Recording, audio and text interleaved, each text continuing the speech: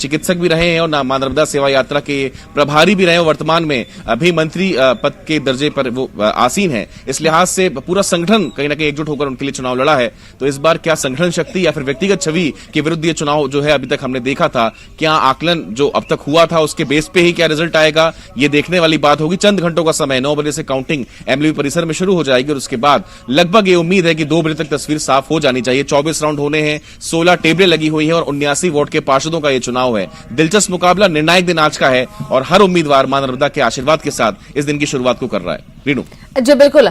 अब चूंकि नगरीय निकाय चुनाव होते हैं प्रतीक, तो देखा यह जाता है कि प्रत्येक व्यक्तिगत चुनाव भी ये माने जाते हैं, क्योंकि व्यक्ति की छवि कैसी है, आसपास किस तरीके का उसका व्यवहार है, आम जन से कैसे हाव भाव रहते हैं, ये तमाम चीजें लोग परखते हैं, उसके बाद अपना नेता चुनने की कोशिश करते हैं।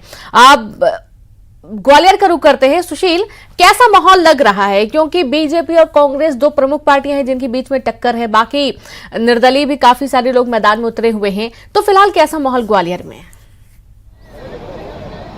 बिल्कुल, देखिए ग्वालियर में भी अगर कहें तो नगर निगम में बीजेपी और कांग्रेस के बीच कांटे का मुकाबला है और आज नतीजे का दिन है। निश्चित तौर पर नतीजे का सबको इंतजार रहता है। ये साइंस कॉलेज है जहां पर मतगणना होना है। थोड़ी देर बाद यहाँ मतगणना में सारे कर्मचारी पहुंच जाएंगे। उसके अलावा अगर देखें तो सुरक्षा व्यवस्था के भी चाक चौबंद इंतजाम है। बीजेपी कांग्रेस के बीच कड़ा मुकाबला है। 66 वार्ड पार्षदों की गिनती भी होगी। ये मतगणना स्थल है साइंस कॉलेज, जहां पर अब लगातार अधिकारी कर्मचारी जो ड्यूटी पर है वो आने का सिलसिला चल रहा है। सर, आज किस तरह की सुरक्षा है और नतीजों का दिन है?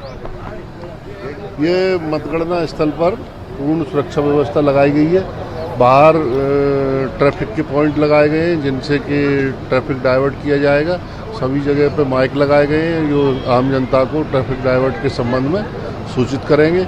अंदर भी मतगणना स्थल पर बाहरी व्यवस्था लगी हुई है, उसके बाद अंदर व्यवस्था लगी हुई है और कक्षों के अंदर भी पुलिस व्यवस्था लगी है। तो निश्चित तौर पर मतगणना को लेकर सुरक्षा व्यवस्था चाक चौबंद है और आप देख सकते हैं कि मतगणना स्थल पर ऊपर भी पुलिसकर्मी तैनात है। ये मीडिया सेंटर बनाया गया है जहां पल पल के अपडेट मतगणना को लेकर यहां पर जारी होंगे।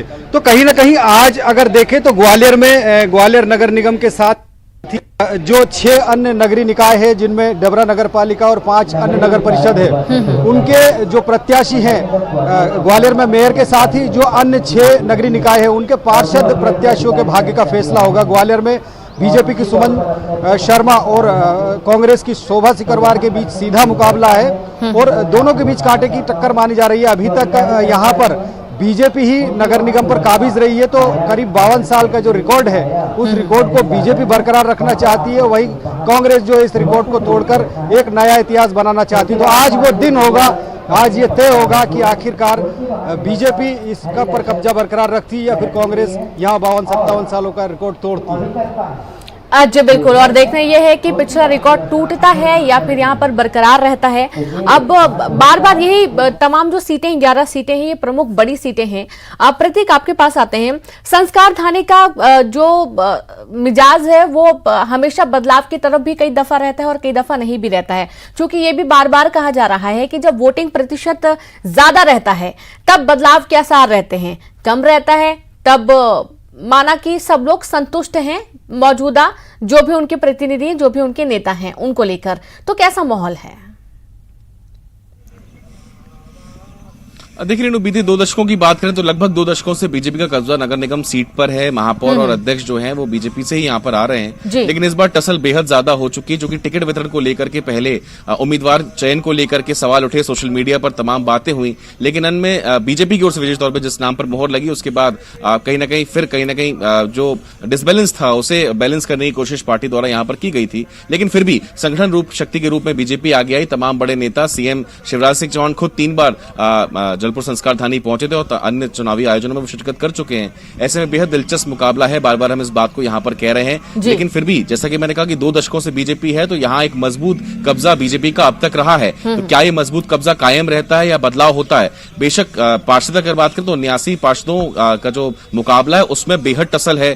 कांग्रेस लगातार बराबरी के साथ टसल दे रही है। एक और महत्वपूर्ण बात रीनू, AIMIM असदुद्दीन ओवैसी भी जलपुर आए थे, 6 सीटों पर उनके उम्मीदवार भी चुनाव लड़ रहे हैं। तो क्या आज AIMIM एआईएमआईएम का मध्य प्रदेश में खाता खुलता है, इस बात की तस्वीर भी साफ हो जाएगी, जो कि 23 को लेकर के फोकस एआईएमआईएम का रहा है। तो आज उस पर भी नजरें टिकी होंगी। बेहद दिलचस्प मुकाबला उन 6 वार्डों में भी है, 6 प्रत्याशी उनके मैदान में हैं, तो उस पर भी नजर हमारी बनी रहेगी। बिल्कुल। और साथ ही प्रतीक, यहाँ पर कांग्रेस पहले तो आरोप लगा रही थी कि ईवीएम में जिस तरीके से हैकिंग की जाती है या कुछ भी छेड़खानी की जा सकती है, अब ये कहना है कि जो बैलेट पेपर है उनकी जानकारी उनको पुख्ता तौर पर नहीं दी गई है, उनको बहुत लेट इसकी जानकारी दी गई है, या मतलब 2 दिन पहले ही उनको इस बात की जानकारी मिल पाई है कि कितने कुल बैलेट पेपर आए हैं।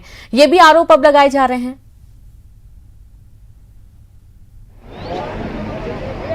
बता दूं कि बैलेट पेपर्स की जहां तक बात है, अब एक मशीन, अगर आप सरकारी कर्मचारियों के आशय का सवाल मुझसे पूछ रही है, जिन्हें अभी वोट करना था, लगभग 8 बजे उनकी वोटिंग शुरू होगी, तो वो इलेक्ट्रॉनिक मशीन के माध्यम से ही हो रही है। उनके लिए एक सरकारी अलग केंद्र भी बनाया गया है, जहां पर मतदान डालने के बाद सरकारी कर्मचारी जो है वो मतगणना स्थल पर मूव करेंगे। तो यहाँ मतगणना, जहां तक अगर आप मतपत्रों की बात करें तो उस लिहाज से वोटिंग नहीं होगी, बल्कि मशीन जो है जैसे ईवीएम रहती है उस लिहाज से वो मशीन भी यहाँ पर रखी गई है एक केंद्र में, और वहां पर तमाम जितने मतदान कर्मचारी, जो कि लगभग 600 कर्मचारी हैं, तो वो मतदान करके अपना मतगणना कक्ष की ओर मूव करेंगे। तो फिलहाल ऐसी यहाँ पर जलपुर में अगर बात करें तो यहाँ ऐसा कोई विवाद अब तक सामने नहीं आया है। जी बिल्कुल।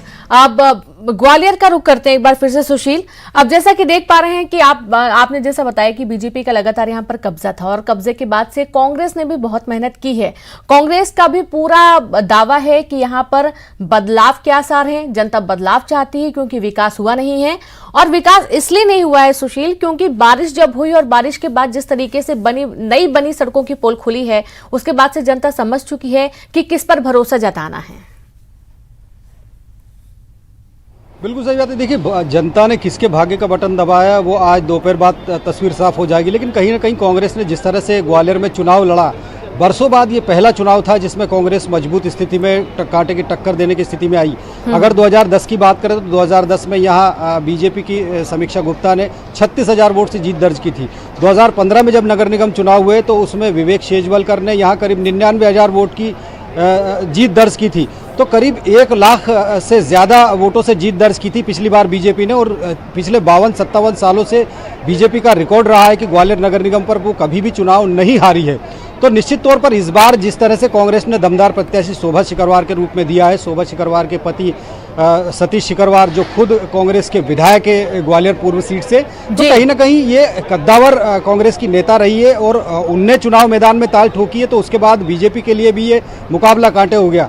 अब इन दोनों के बीच में आम आदमी की पार्टी की प्रत्याशी डॉक्टर रुचि गुप्ता भी रही है, तो वो कितने वोट हासिल करती है, इस पर भी दोनों पार्टियों की हार जीत के अंतर को जरूर प्रभावित किया जाएगा। वहीं पार्षदों की बात करें तो जो 66 पार्षद हैं, उनमें पिछली जो चुनाव हुआ था उसमें 45 पार्षद पद पर बीजेपी ने जीत दर्ज की थी, वहीं कांग्रेस ने 10 सीट पार्षद की जीती थी। तो कहीं ना कहीं कांग्रेस को अपना रिकॉर्ड सुधारने की चिंता थी। यही वजह कि कमलनाथ से लेकर तमाम जो मध्य प्रदेश के कांग्रेस के नेता है वो ग्वालियर में आए, जीजान झोंकी, तो वही प्रत्याशी भी दमदार थे। तो निश्चित तौर पर बीजेपी के लिए इस बार मुकाबला आसान नहीं रहा। सुशील, और ये वाकई में बीजेपी के लिए भी कड़ा मुकाबला ये माना जा सकता है। बहुत